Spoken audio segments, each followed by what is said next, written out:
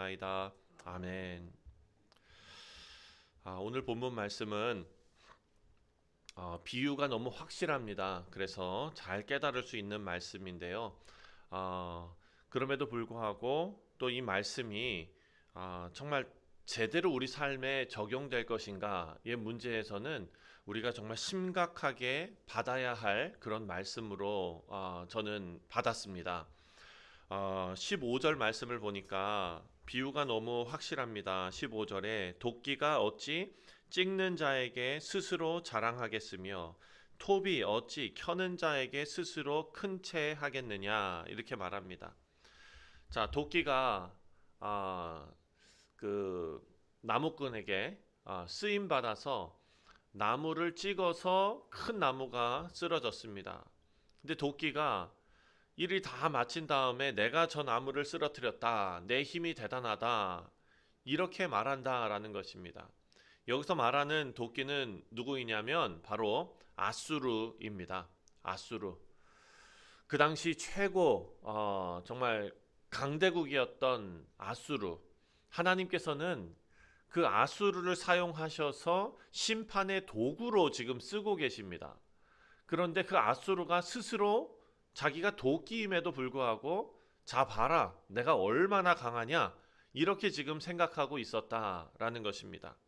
그래서 5절부터 6절까지의 말씀을 보면 5절 처음에 이렇게 말합니다. 아수르 사람은 화 있을진저라고 말합니다. 아수르 사람은 화 있을진저. 그 이유가 그는 내 진노의 막대기요 내 손의 몽둥이는 내 분노라. 다시 말해서 진노의 막대기로 하나님께서 지금 쓰고 계시는 것이지, 아수르가 착하고 아수르가 충성되고 아수르가 뭐 뛰어나서 하나님께서 쓰고 계시는 것이 아니다라는 사실입니다. 하나님께서 내가 그를 보내어 내가 그에게 명령하여, 자, 겉으로 보면은 아수르가 강한 군대가 있고 뛰어난 무기가 있고 유능한 왕이 있는 것처럼 보입니다. 그런데 이사야는 이 역사를 전혀 다르게 보고 있는 것입니다. 아수르가 역사를 움직이는 것이 아니라 하나님께서 아수르를 하나님의 작정하신 뜻대로 그 당시에 사용하셨다, 움직이셨다, 이것입니다. 자, 하나님은 보내셨는데 아수르는 지금 다른 마음을 품고 있습니다. 7절입니다. 그의 뜻은 이같지 아니하며 그의 마음의 생각도 이같지 아니하고 다만 그의 마음은 허다한 나라를 파괴하며 멸절하려 하는도다. 이 절이 매우 중요한데요. 하나님의 뜻과 아수르의 뜻이 지금 일치하지 않습니다. 그렇죠? 이 점이 정말 중요한 부분입니다. 하나님의 뜻과 아수르의 뜻이 일치하지 않았다. 하나님은 지금 아수르를 징계 도구로 사용하고 계시는데 아수르의 마음은 뭐냐? 파괴하고 멸절하고 빼앗는 것에 지금 기쁨을 누리고 있는 것입니다. 네. 사랑하는 성도님들, 지금까지 이제 앞으로도 좀 이제 우리가 더 살펴보겠지만 지금까지 이 내용을 우리가 묵상할 때 우리하고는 상관이 없는 내용으로 받을 수 있을 것입니다. 왜냐하면 내가 하나님과 다른 마음을 먹고 다른 사람 아프게 하고 빼앗고 무슨 멸절시키고 이런 적이 없기 때문이죠. 근데 문제는 뭐냐? 하나님 앞에 충성하는 우리의 태도의 문제일 것입니다. 이 말씀을 묵상하면서 저도 처음에 그렇게 생각했습니다. 이거 나랑 상관없는 거지. 나는 하나님의 그 백성으로서 하나님 앞에 충성을 다하고 있다. 이렇게 생각할 수 있지. 사랑하는 성도님들, 그런데요. 하나님께서 아수르를 도끼처럼 사용하시는데 하나님께서 우리도 마찬가지로 이 땅에서 우리가 살아가는 우리의 삶을 하나님의 선하신 도구로 지금 사용하고 있거든요. 근데 도구가 내가 유용하다, 내가 쓸모있다, 내가 잘났다, 이렇게 생각하는 순간 도끼와 무슨 다를 게 있겠냐라는 것이죠. 생각해 보니까 하나님 앞에 충성하는 것도 어찌 보면 우리의 마음을 잘못 사용하면 아수르도 하나님의 뜻과 아수르의 뜻이 달랐던 것처럼 우리의 인생과 우리의 삶도 하나님의 뜻과 내 생각이 다를 수 있다는 것입니다. 그래서 우리가 이렇게 하나님 앞에 충성하고 교회에서 봉사하고 또 우리의 삶을 하나님의 나라를 위해서 사용한다라고 생각하지만 자칫 잘못하면 내가 열심히 벌어가지고 내가 지금 이만큼 갖고 있는데 하나님 위해서 요 정도 내가 그냥 뭐 드리지 뭐. 예.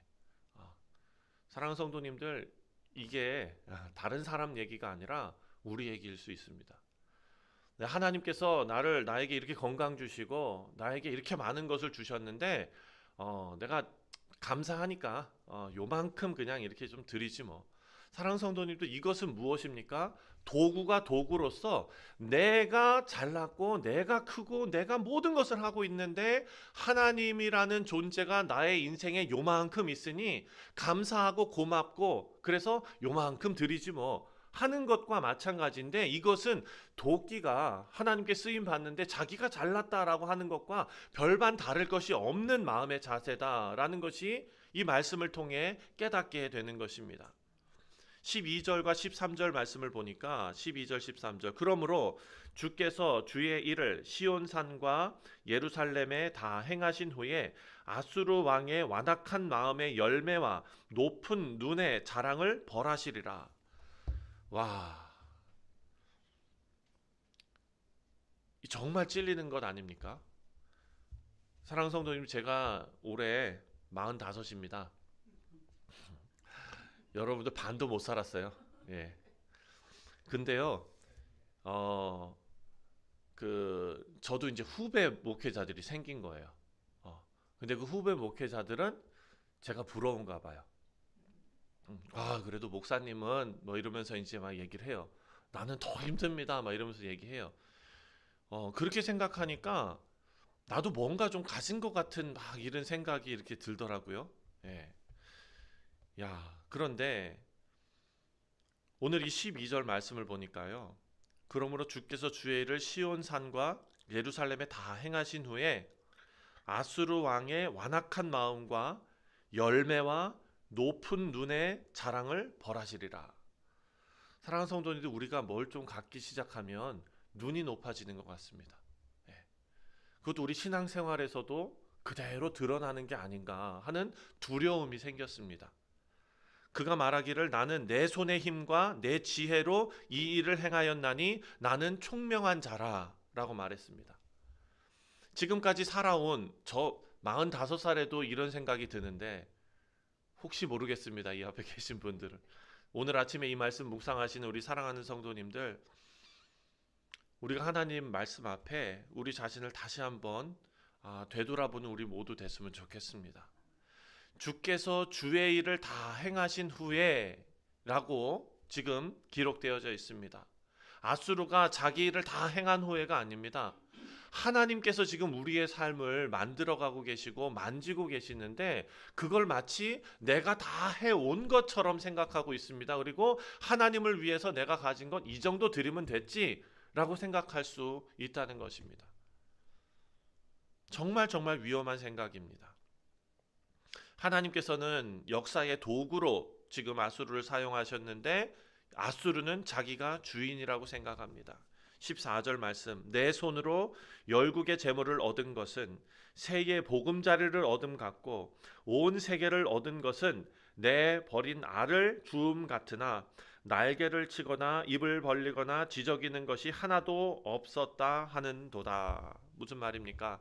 아수르 왕에게 세계 정복은, 전쟁하는 것은 그냥 빈 둥지에, 여러분 우리가 닭을 길러보셨으면은 닭이 이제 달걀을 낳잖아요. 그럼 거기 가가지고 닭하고 막 싸워가지고 그 달걀을 줍습니까? 아닙니다. 가가지고 집게로 그냥 주워오면 되잖아요. 아수르가 세계를 정복하는 게 그냥 빈 둥지에 가가지고 알 줍는 것처럼 쉬웠다라는 거예요. 날개를 퍼덕거리면서 저항하는 게 하나도 없었다는 거예요. 그러면서 무슨 생각이 들었겠습니까? 내가 강하다, 이런 생각이 들었다는 것입니다. 그래서 정확히 무슨 뜻이냐면 아무도 막지 않은 것이 아닙니다. 그냥 하나님께서 내버려 두신 것입니다. 하나님께서 허용하신 공간에서 아수르가 움직이고 있었는데 그것을 몰랐다는 거예요.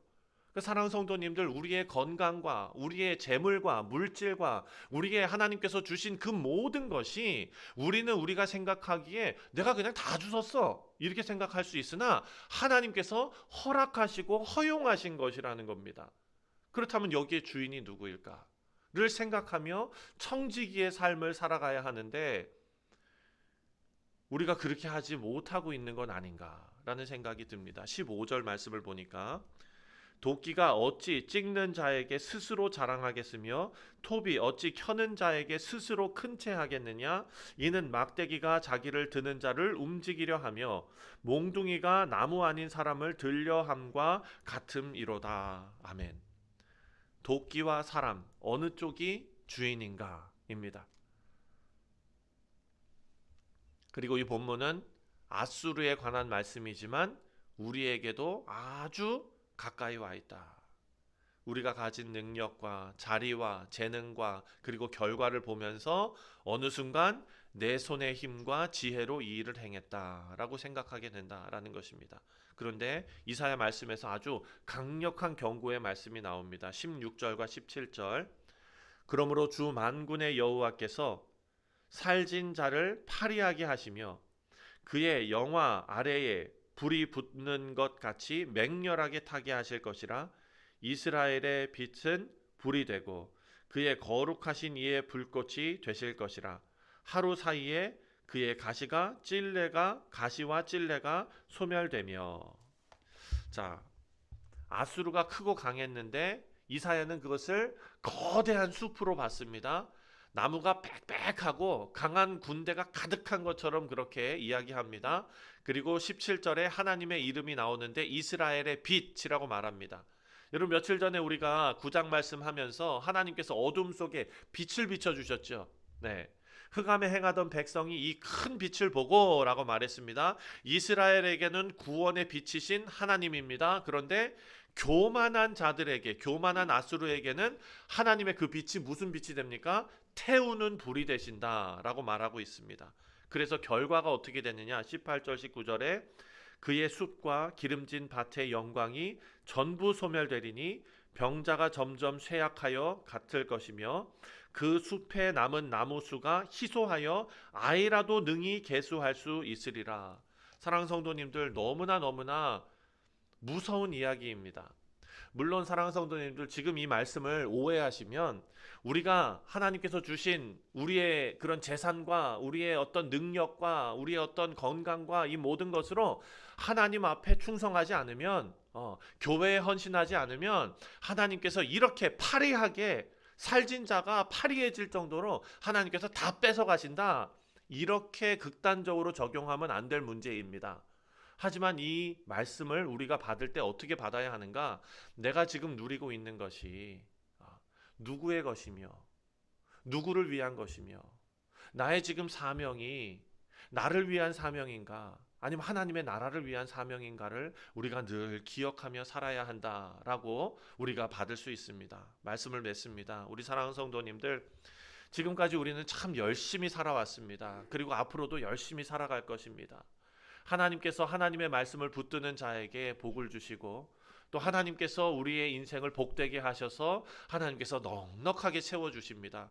그런데 그 넉넉함이 세상에서 우리가 안락하게 사는 것으로 끝나는 것이 아니어야 한다라는 것입니다. 도구가 자신을 주인으로 착각한 것이 이 본문 말씀의 큰 문제였습니다. 내 손에 있는 것은 모두 하나님께로 받은 것입니다. 우리가 323장 찬송을 했습니다. 이 찬송은 모르고 부르면 그냥 부를 수 있는 찬송인데 가사를 생각하고 부르면 쉽게 부르기 힘든 찬송입니다. 여러분 아까 다 부르셨잖아요. 가사 내용 기억하시죠? 아골골짝 빈들에도 내가 가겠습니다. 부름받아 나서님은 어디든지 가겠습니다. 사랑하는 성도님들, 그 마음이 두려움으로 우리가 부르는 찬송이 아니라 진정한 마음으로 하나님 앞에 올려드리는 우리의 고백이 되시기를 주님의 이름으로 축원드립니다. 기도하겠습니다.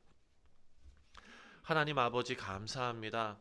우리에게 주신 힘과 지혜와 기회가 마치 내 것으로 여기면서 내가 열심히 노력하고 내가 열심히 땀을 흘려서 내 힘으로 이룬 것으로 생각하는 그런 아수르와 같은 그런 교만이 우리 가운데 있다면 하나님 내가 이룬 것처럼 자랑하지 않게 하시고 모든 것이 주께로부터 왔음을 기억하게 하여 주옵소서.